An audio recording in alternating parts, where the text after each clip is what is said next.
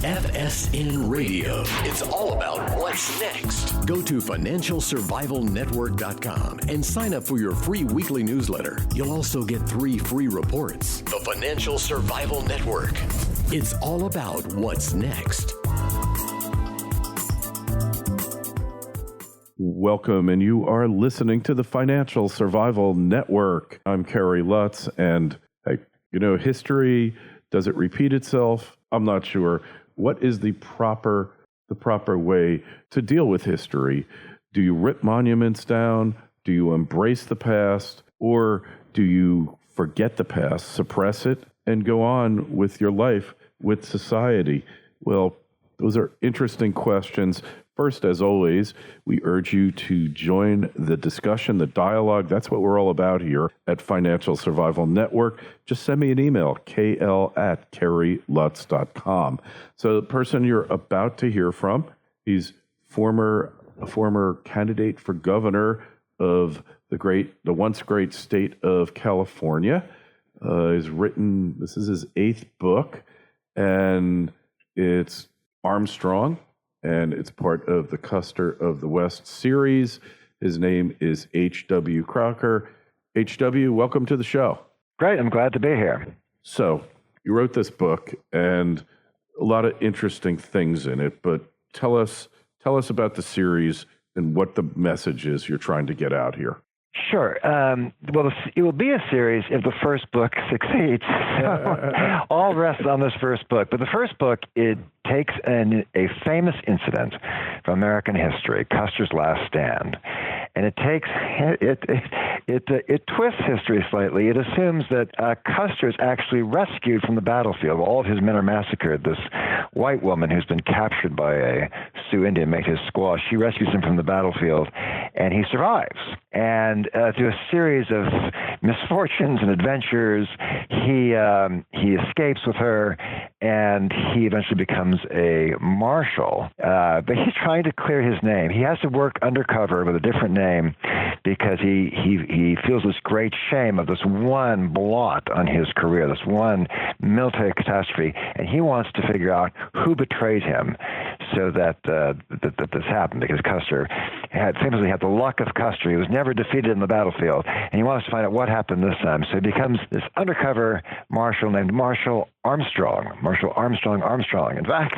And he becomes this do-gooder out west, and he gets mixed up with all sorts of characters. And the book is meant to be a page-turning adventure story. It's supposed to be very funny.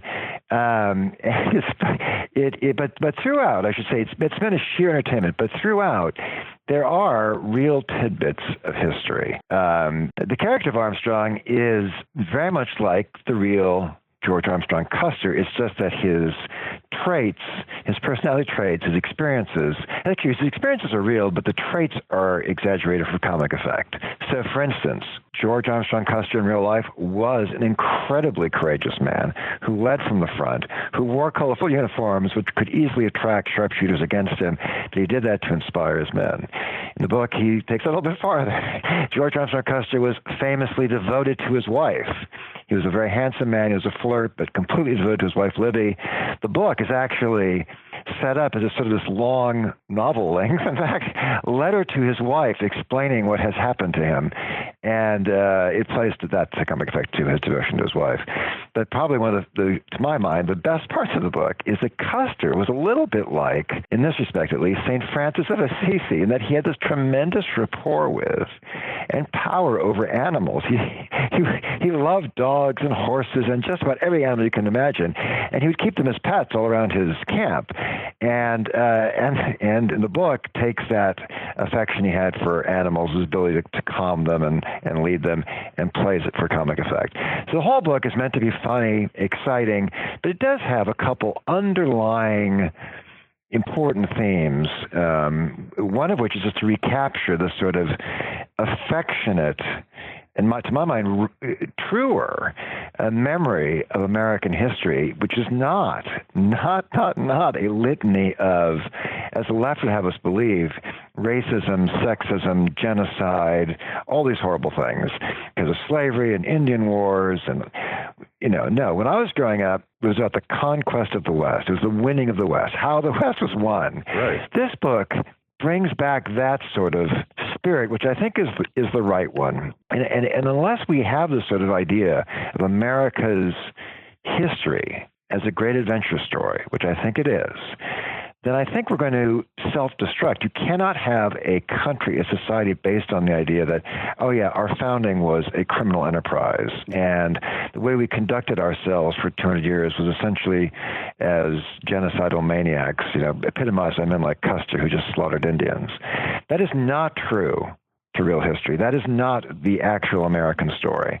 And I can tell you, and actually this is in the book, but he kills plenty of Indians in the book. He fights Indians. He was an Indian fighter. Those are his orders. But if Custer waged total war against the Indians, he had also previously waged total war against the Confederacy, against the South in the Civil War.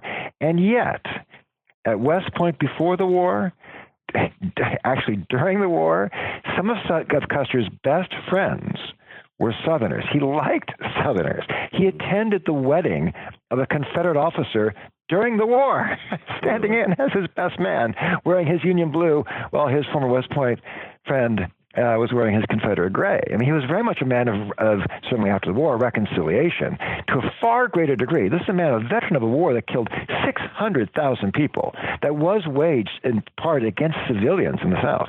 And yet he had this great spirit of reconciliation, which our monument destroyers today don't seem to have. And yes, he fought Indians, but also Custer loved his Indian scouts. And why? Because they lived like Custer liked to live. They liked to go riding and hunting and fighting, and that is what Custer liked to do. And Custer famously said, look, if I were an Indian, I wouldn't want to be on a reservation.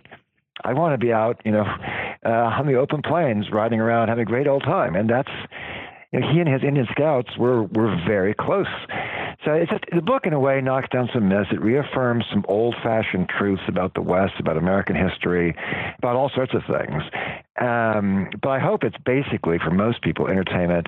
And it also has this one other saving grace, I hope, which that it is a book that an adult can read. But frankly, it's also a book you could pass on to teenage sons, daughters, grandchildren, because they won't get all of it. They won't get all the historical references. They won't get all the jokes, but they'll get enough of them. I think they can read it through fast and enjoy it and be ready for the next installment. So Custer kind of gotten a bad rap from history because he did get massacred, and all of his men did, of course. But there was a lot more to the character of George Armstrong Custer than just the Battle of Little Bighorn.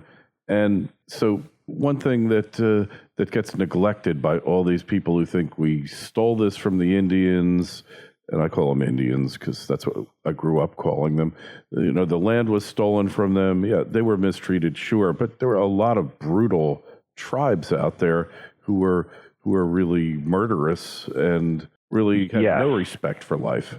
Yes, and the book talks about that too, because the Indians do definitely have their saving graces. And if you grew up when I grew up, when you played cowboys with Indians, a lot of people wanted to be the Indians. That was more fun. Yeah. But the Indian tribes amongst themselves were, and we don't generalize too much, but this is actually a generality, which is true. We're always fighting amongst themselves. And in fact, the reason why Custer had Indian scouts serving him was because they came from tribes that had been abused by either the Sioux or the Cheyenne. So there was a lot of Indian tribes lived by fighting. So we shouldn't romanticize them too much. And Custer, you said, has been misjudged by history, at least by some. That is true as well, because Custer was always controversial. A guy who was as flashy as Custer was, and he was this sort of cavalier, Errol Flynn type character, will inspire jealousy and will inspire criticism. But and Custer fed that criticism a bit because he was so flamboyant and because he famously graduated last in his class at West Point. But he did not graduate last in his class because he was stupid. He graduated last in his class because he was a prankster. And in fact, on the very day he was to graduate, or a couple days before, two cadets at West Point got into a fight. Custer, as an upperclassman, should have broken the fight up. But instead, he said, wait, boys, let's have a fair fight. And he refereed the fight. So because he refereed the fight, he got thrown the break, court-martialed. So while his class was graduating, he was facing trial. But he went straight from that being court-martialed to the front lines in the Civil War. And he was the boy general of the Civil War. He was the youngest brigadier general in the Army at the time, and he was promoted at the age of 23. Right. And Custer was not only physically brave, he was a brilliant, partly instinctive tactician, strategist. He was born to be a soldier, and he was a tremendous soldier. And so what the heck happened at Little Bighorn? I remember the movie Little Big Man, where Dustin Hoffman's playing his scout and more or less sets him up, says, there's 5,000 Indians above that hill, and they're going to massacre you, but you're not going to believe me anyway. But obviously that was a fictionalization. That wasn't what really happened. Yeah, Where did he go wrong? I hate that movie because I think that movie is very wrong. And that movie betrays when it was made. I think it came out around 1970, and it's meant. And it's actually one of a wave of Custer criticism, because on the left there was the idea that the genocidal, American history is one of genocidal war against Indians and other peoples. So yes, we wiped out the Indians, and then we just kept going across the Pacific to attack the Philippines and attack at the time those wonderful freedom fighters in Vietnam, in North Vietnam. Mm-hmm. Yeah, and this is just completely not true, obviously. And so they portray Custer as this. He's supposed to be a crazed representation of homicidal the American military-industrial complex. That's not the way it actually happened. Custer had two subordinate officers underneath him at Little Bighorn, or his chief major and a captain and they were named Reno and Benteen. Reno was incompetent and was, after the battle, 2 or 3 times court-martialed until he was finally kicked out of the Army. And Benteen was a better soldier, but he also loathed Custer. He hated Custer and was always trying to say the worst things about Custer. And the Battle of Little Bighorn has been, fought and refought a million times because no one knows for certain what actually happened.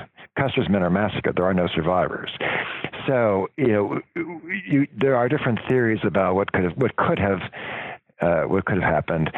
One of the arguments in the book is that Armstrong or Custer expects Reno and Benteen to come to his aid once they heard the fighting. And the fact is they did not, and that left him deserted when he thought they were going to have a 3-pronged attack on the Indians at Little Bighorn. Mm-hmm.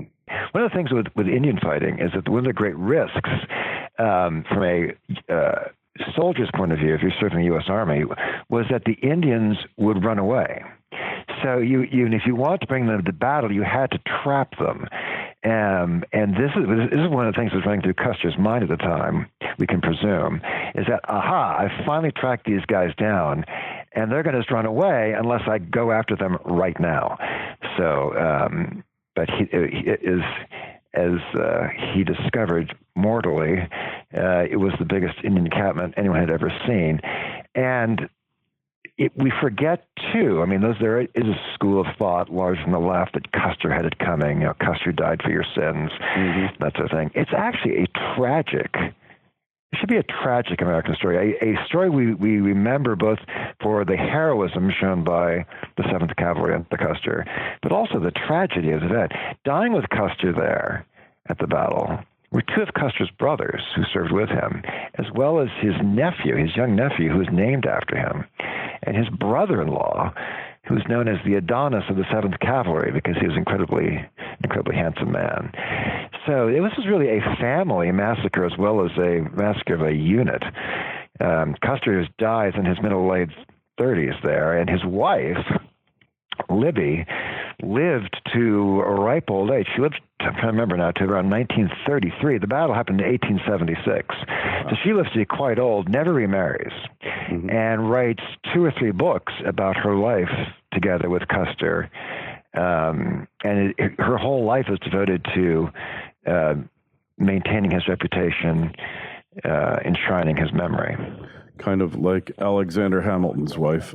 Same thing there. Yeah. Yeah. Interesting. So there's a lot more to this character than what has been painted as a quintessential, Indian killer, basically just kind of notorious and really just a publicity hog, and really just somebody who wasn't like a serious soldier, because that's what a lot of history has portrayed him as being. Yes, part of the trick with Custer, it's also seen in Teddy Roosevelt, is that Teddy Roosevelt and Armstrong are men who are sort of walking caricatures of themselves. Because Teddy Roosevelt has the big teeth, he's got the glasses, he has this rapid way of speaking, he's famously full of energy and whatnot, and you can make a caricature of that.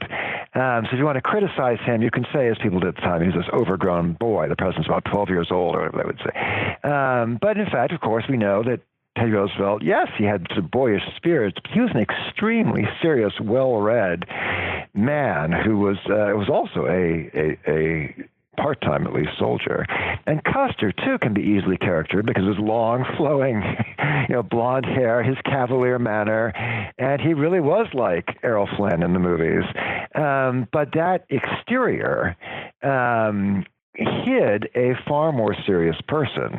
Custer was very relaxed before or after battle. He would banter with people, but when it came to actually in combat, and he talked about this, look, I have studied war so much that when I'm in there, all these things are running through my mind, and I just can rely bang on instinct. And that was true. Custer rose so rapidly because superior officers saw in him a man of dash, vigor, intelligence, a great eye for land and for the disposition of troops. And one of his patrons are actually famous men. One of the first men who spotted his talent in the Civil War was General McClellan and put him on his staff. And among his early staff duties was actually going up in balloons during the Civil War to look over the enemy positions, which was incredibly dangerous because once you're up there alone, you could get shot at pretty easily. But also, during the Indian Wars, his main patron was Phil Sheridan, a famous cavalry officer during the Civil War, who also loved Custer for all those same qualities. Now, even then, among the hierarchy of the Union Army, of the U.S. Army after the war, there were men who didn't like Custer. One of them was Ulysses S. Grant. And Grant didn't like him in part for political reasons, because Grant was then president. He was Republican. His administration was dogged by corruption. Right. And Custer was out west criticizing the corruption of the men who traded with the Indians, one of whom was Custer's brother. I mean, it wasn't Grant's brother. So Grant had no great love for Custer. Interesting. There's a lot more to Custer than meets the eye. And you wonder, where are the Custers of today? Who are they? Do they exist? Is he an anachronism, or do they just keep coming up periodically?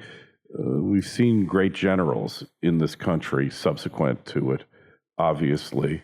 They come and they're rare, they're leaders, and they have this sense of command, a sense of purpose, and their troops just love them and follow them. I mean, you could argue the current Secretary of Defense, General Mattis. He's kind of that type of character that we've seen come up from the past. Yeah, there's a great line in a James Michener book that became a movie called The Bridges at Tokari. And in the movie, which I remember better, William Holden is a veteran of the Second World War who's called back to service for Korea. And he's married by now with kids, and he's a Navy flyer, and he ends up getting killed. At the end of the movie, there are these two officers on the ship, and one of them muses, where do we get such men? And it is sort of miraculous that when a nation goes to war, it loses lots of these great men. And you wonder how big the supply of such great men can be. But it is true that throughout our history, we've managed to bring forth these sorts of characters over and over and over again. We can only hope and pray that that continues to be the case.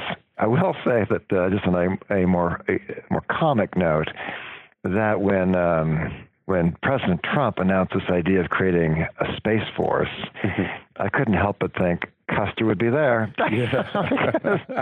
Custer loved horses. He loved the cavalry. Yeah. But boy, oh boy, give him a spaceship and a new uniform to design. I think he'd be all over that. Yeah, I could kind of picture that. It's a great thing. Well, hey, it's been great having you on here. HW, just tell us, I assume we buy the book wherever fine books used to be sold. And right? And yeah, the book is called Armstrong by H.W. Crocker III. It should be on Amazon, and down in Florida, and most of the country it should be in most of your bookstores. All right, and Amazon always, and take a look at it. It's a fascinating book. Obtaining a copy of it right now, so next time we talk to you, I can know all the ins and outs of it, because I'm fascinated by American history, fascinated by the subject. I'm fascinated by historical figures who've been misperceived or revisionist, had their best qualities removed through revisionism, which appears to be largely the case with Custer, based on what you've been telling us here. So we're going to find out more about this. Been great having you on. Hey, send an email to myself or HW. The email address is kl@kerrylutz.com. Don't forget Twitter feed @KerryLutz, Facebook page, Financial Survival Network. HW, great luck on the book. Thanks so much for gracing us with your presence, and we'll talk to you again soon. Great. Thank you. FSN Radio. It's all about what's next. Go to financialsurvivalnetwork.com and sign up for your free weekly newsletter. You'll also get 3 free reports. The Financial Survival Network. It's all about what's next.